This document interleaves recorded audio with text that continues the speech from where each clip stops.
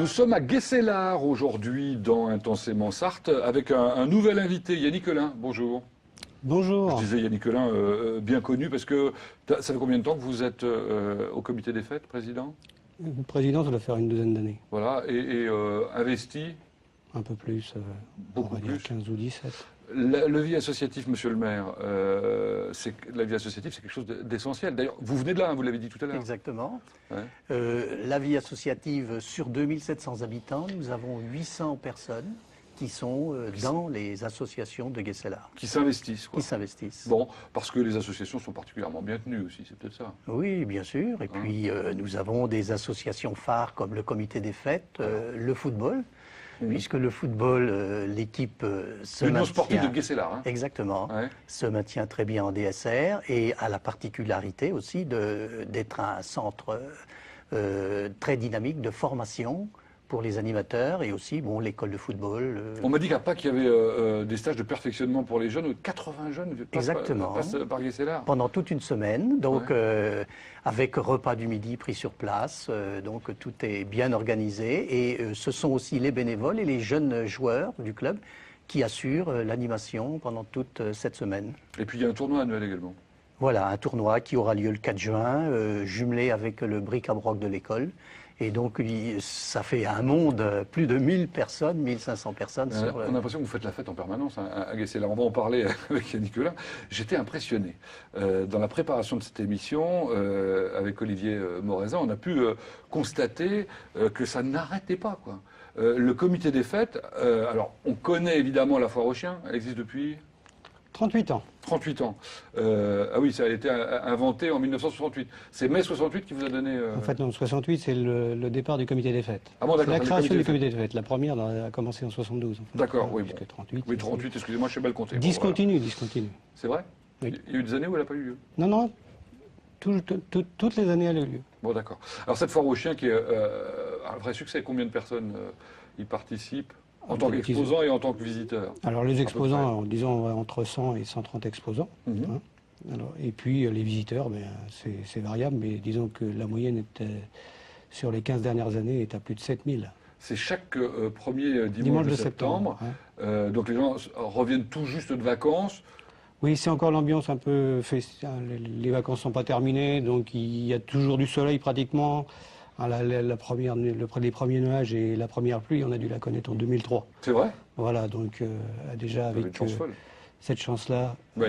Bon, puis alors on voit là des animaux qui sont magnifiques, on a envie de tous les amener avec soi. Il n'y a pas que des chiens. Hein.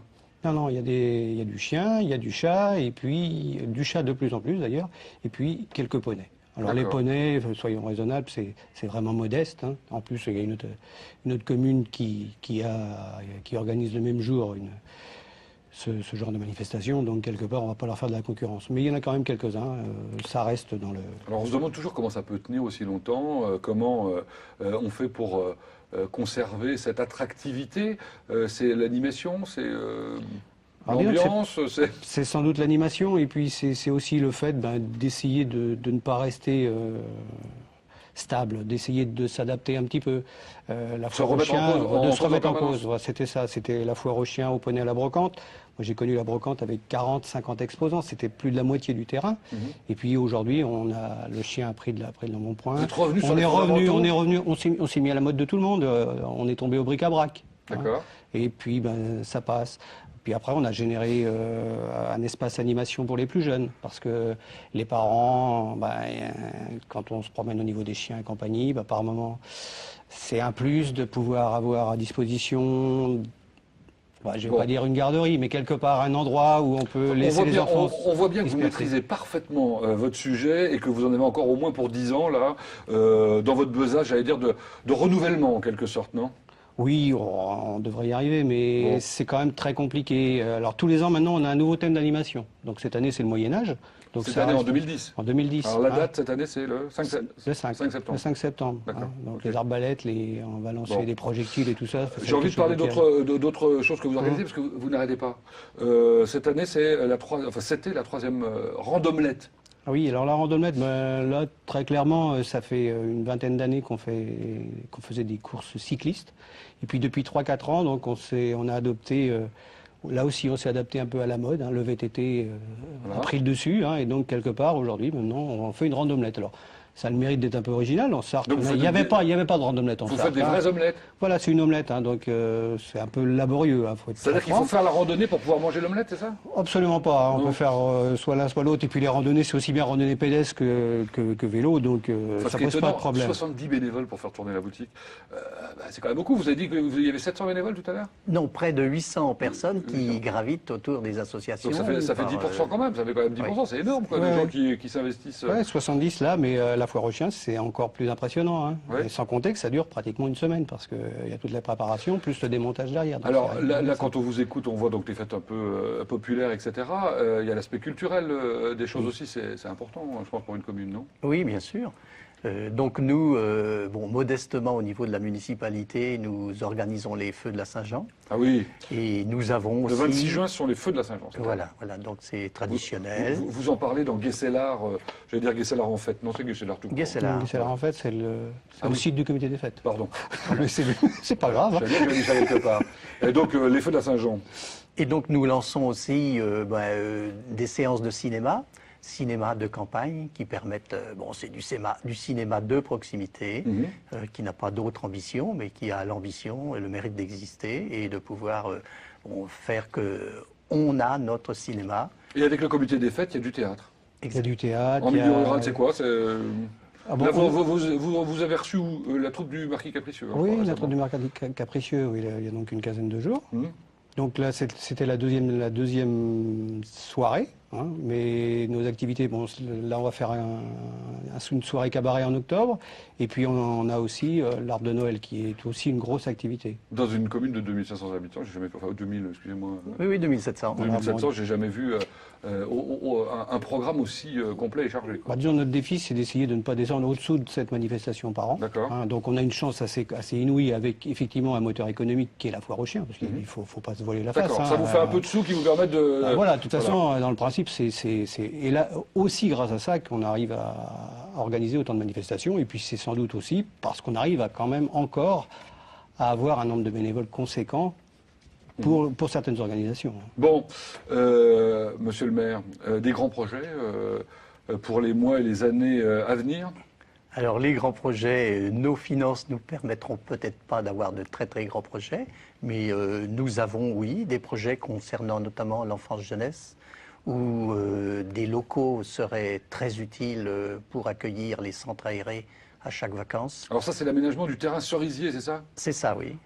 J'ai lu ça, avec un espace libre multisport. Voilà, exactement, et une plaine de jeux, et également nous envisageons pour les personnes âgées la construction d'une dizaine de logements qui seraient affectés à ces personnes.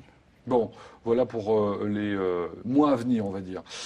Pour les jours à venir, c'est-à-dire demain, pour ceux qui regardent en direct, enfin, ou en tout cas le premier jour, c'est-à-dire le jeudi 6 mai, donc pour demain, vendredi 7 mai, tous les Guesselardais vont être informés du passage au numérique obligatoire, on va dire. Oui, sur la place de la mairie, donc le podium les attend, et donc dès vendredi...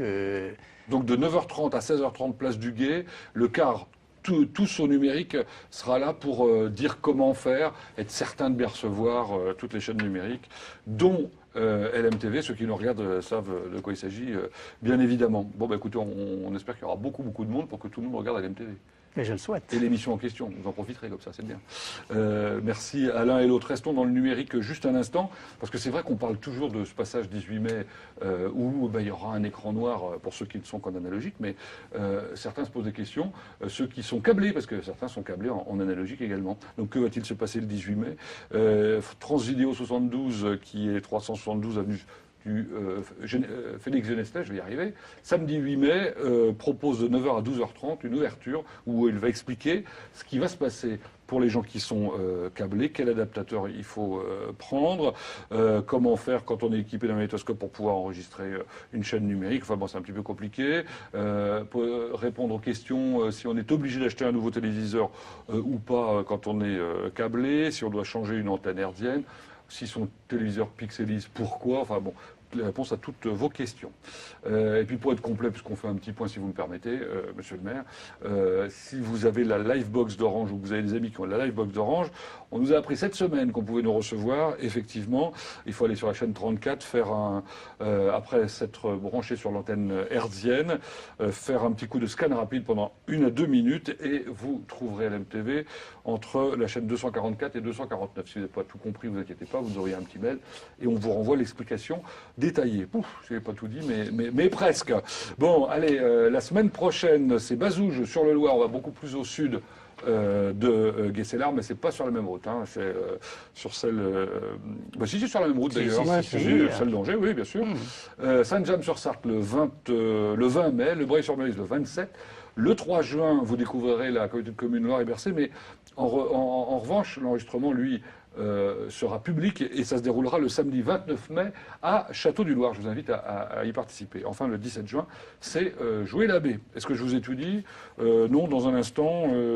C'est un débat enregistré à la 25e heure du livre qui s'intitule Rouler jeunesse qu'on vous propose. Et la semaine prochaine, mes invités seront Michel Bonté. Je suis très heureux de le recevoir. Il vient de nous écrire un livre sur Jean Rondeau, une histoire d'homme, que j'ai commencé à lire, absolument passionnante. Et Mégane Pernet, qui joue la môme Riflette, elle a 16 ans et demi. On découvrira la commune, je vous l'ai dit tout à l'heure, de Bazouges-sur-le-Loir, avec notamment André Palomba, son maire. Voilà, ce coup-ci, je suis sûr de vous avoir tout dit, sauf bonne semaine à vous.